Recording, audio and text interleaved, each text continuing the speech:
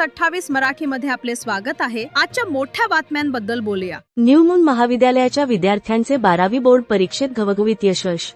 फेब्रुवारी-मार्च 2026 मध्ये घेण्यात आलेल्या उच्च माध्यमिक प्रमाणपत्र परीक्षेचा निकाल 2 मे रोजी जाहीर करण्यात आला।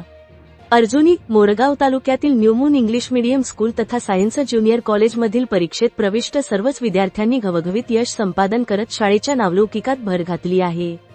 कॉलेजचा एकूण शेकडा निकाल 100% लागला असून वंश विनोद नाकाडे 75.17% गुण मिळवून महाविद्यालयातून प्रथम आलेला आहे व IT विषयात त्याने सर्वाधिक 98 गुण घेतलेले आहेत। प्रणय मेश्राम 71.17% घेऊन द्वितीय आणि धनश्री शिवणकर 70.33% घेऊन तिसरी ठरलेली आहे।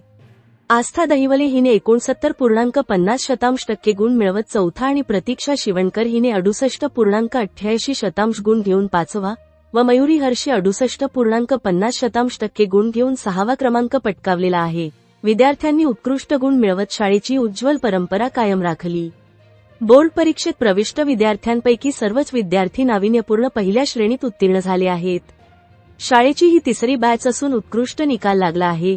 या उल्लेखनीय यशाबद्दल शाळेचे सर्व संचालक मंडळांनी विद्यार्थी, पालक तथा प्राचार्य, प्राध्यापक वर्ग व सर्व शिक्षक व शिक्षकेतर कर्मचारी यांचे मनःपूर्वक अभिनंदन केले।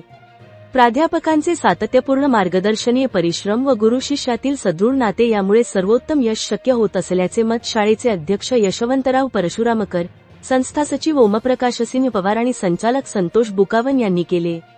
मुख्याध्यापक श्री राकेश उंदीरवाडे यांनी सांगितले की ही यशाची परंपरा ही शाळेतील शिस्त, गुणवत्तापूर्ण अध्यापन, विद्यार्थ्यांची मेहनत व पालकांचे सहकार्य यांचा समन्वय आहे। तसेच पर्यवेक्षिका तारका रुखमोडे यांना हे यश तुम्ही केलेल्या परिश्रमाचं, जिद्द, चिकाटीचं सुंदर फळ आहे।